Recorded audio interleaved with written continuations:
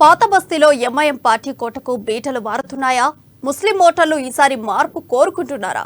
మజ్లీస్కు కంచుకోటలా ఉన్న స్థానాల్లో ఈసారి కాంగ్రెస్ జెండా ఎగరేస్తుందా అంటే అవుననే సమాధానం వినిపిస్తోంది. ఎంఐఎం బీఆర్ఎస్ ఫ్రెండ్లీ పార్టీ అని గతంలోనే ఇరు పార్టీలు ప్రకటించాయి.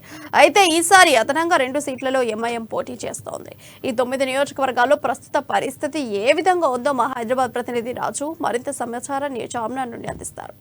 రాష్ట్రంలో ఎన్నికల నేపథ్యంలో ముఖ్యంగా ఓల్డ్ సిటీలో ఉన్నటువంటి ఎంఐఎం పార్టీపై ప్రత్యేకంగా ఈసారి దృష్టి సారిస్తా ఉన్నారు రాజకీయ విశ్లేషకులు కూడా. ఎందుకంటే పాత బస్తీ అనేది ఎంఐఎంకు ఇన్ని రోజులుగా ఉన్నటువంటి కంచు కోట ఏదైతే ఉందో ఆ కోటను బద్దలు కొడతామని చెప్పి కూడా కాంగ్రెస్ పార్టీ నేతలు బహిరంగంగానే కొన్ని వ్యాఖ్యలు కూడా చేస్తా ఉన్నారు. ముఖ్యంగా ఈసారి ప్రజల్లో అయితే తిరుగుబాటు చేస్తారు, ముఖ్యంగా వ్యతిరేకత ఉంది సిట్టింగ్ ఎమ్మెల్యేల పైన, ఎంఐఎం ఏదైతే పార్టీ నేతల పైన వ్యతిరేకత ఉంది అని చెప్తా ఉన్నారు. అదేవిధంగా ఎంఐఎం పార్టీ కూడా బీఆర్ఎస్తో కూడా ఈసారి కూడా కలిసి పనిచేస్తూ ఉంది. కాబట్టి ఈ నేపథ్యంలోనే ఖచ్చితంగా ఓల్డ్ సిటీలో కూడా ఏదైతే 7 సీట్లు ఎప్పటికీ గెలుచుకుంటూ వస్తుందో ఎంఐఎం పార్టీ ఈసారి 7 స్థానాలు గెలవదు. ఖచ్చితంగా అందులో కూడా ఖచ్చితంగా ఓల్డ్ సిటీలో కాంగ్రెస్ పార్టీ బాగా వేస్తుంది అని చెప్పి కూడా రేవంత్ రెడ్డి అదేవిధంగా కాంగ్రెస్ పార్టీ నేతలు కూడా చెప్తా ఉన్నారు.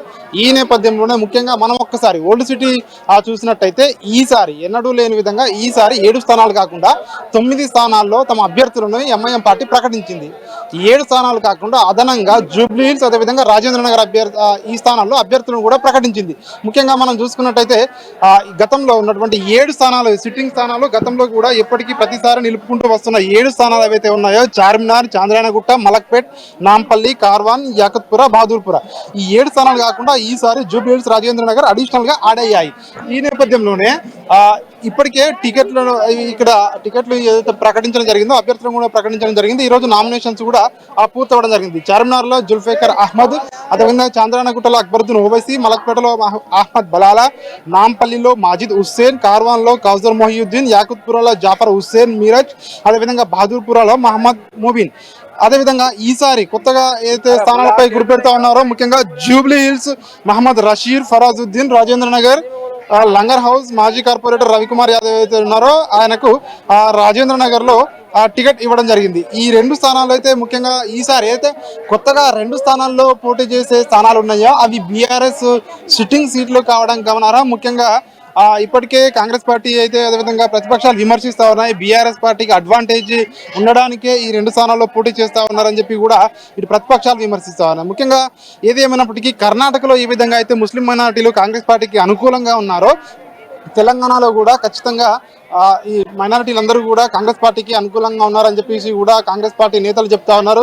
చూడాలి ఈసారి ఏ విధంగా ఉంటుంది. అంటే ఎంఐఎం పార్టీ ఇతర రాష్ట్రాల్లో బీహార్, కర్ణాటక, మధ్యప్రదేశ్, ఉత్తరప్రదేశ్ రాష్ట్రాల్లో ఎన్నికలు జరిగినప్పుడు అక్కడ పోటీ చేసే ఎంఐఎం పార్టీ తెలంగాణలో జరుగుతున్నటువంటి 119 స్థానాల్లో ఎందుకు పోటీ చేయడం లేదు, కేవలం 9 స్థానాలపై ఎందుకు ఫోకస్ పెట్టింది అని చెప్పి కూడా ఇటు ప్రతిపక్షాలు అదేవిధంగా ఇతర రాజకీయ పార్టీలు విమర్శిస్తూ ఉన్నాయి. ఏది ఏమైనప్పటికీ ఎంఐఎం పార్టీ చెప్తా ఉంది ఖచ్చితంగా ఈసారి 7 కాదు మేము 9 స్థానాల్లో మేము గెలిపే లక్ష్యంగా పనిచేస్తామన్నట్టు ఎంఐఎం పార్టీ చెప్తా ఉంది. కానీ ఈసారి పరిస్థితులు క్షేత్రస్థాయిలో పరిస్థితులు ఒకసారి పరిశీలించినట్టయితే ముఖ్యంగా కాంగ్రెస్ పార్టీకి అనుకూలంగా ఉంది అని చెప్పి కూడా ఇటు రాజకీయ విశ్లేషకులు కూడా భావిస్తా ఉన్నారు. ఓల్డ్ సిటీలో ఉన్నటువంటి 7 స్థానాల్లో ఏవైతే మెజారిటీ స్థానాలు ఖచ్చితంగా ఈసారి కాంగ్రెస్ పార్టీ గెలుచుకుంటుంది అని కూడా చెప్తా ఉన్నారు. అదేవిధంగా ఇక్కడ ఎంఐఎం పార్టీ ఇంటర్నల్ విషయానికి వచ్చినట్టయితే ఎంఐఎం పార్టీ ఈసారి తన 7 స్థానాల్లో 2 సిట్టింగ్లను పక్కన పెట్టడం జరిగింది. ముఖ్యంగా ముంతాజ్ ఖాన్ అదేవిధంగా సీనియర్ ఎమ్మెల్యే ఎవరైతే వయోభారంతో బాధపడుతూ ఉన్నారో పాషా ఖాద్రీని కూడా పక్కన పెట్టడం జరిగింది. అదేవిధంగా ముఖ్యంగా ఈసారి 9 స్థానాలకు అభ్యర్థులను కూడా ప్రకటించడం జరిగింది. వాళ్ళ నామినేషన్ కూడా వేయడం జరిగింది. కానీ మొత్తానికి చూసుకున్నట్టయితే బీఆర్ఎస్ పార్టీతో ఎంఐఎం పార్టీ అంటగా అవుతుందని అయితే విమర్శలు వస్తున్నాయో ఈ నేపథ్యంలోనే అవన్నీ కూడా కాంగ్రెస్ పార్టీకి అడ్వాంటేజ్గా మారే అవకాశం కూడా కనిపిస్తూ ఉంది. ముస్లిం మైనారిటీలు కాంగ్రెస్ పార్టీకి ఖచ్చితంగా మద్దతు ఇస్తారు. ఎన్నికల్లో కూడా ఓల్డ్ సిటీలో కూడా ఈసారి కాంగ్రెస్ పార్టీ జెండా ఎగరవేస్తామని చెప్పి కూడా ఇటు కాంగ్రెస్ పార్టీ నేతలు అయితే ధీమా వ్యక్తం చేస్తూ ఉన్నారు. మొత్తానికి ఏది ఏమైనప్పటికీ ఇటు రాజకీయ విశ్లేషకులు కూడా అదే చెప్తా ఉన్నారు. ముఖ్యంగా ఈసారి ఎంఐఎం కంచుకోటలో ఖచ్చితంగా కాంగ్రెస్ పార్టీ అయితే బాగా వేసే పరిస్థితులే ఎక్కువగా మనకైతే కనిపిస్తూ ఉన్నాయి. వీడియో జర్నలిస్ట్ మనోజ్తో రాజు, అమ్మా న్యూస్, హైదరాబాద్.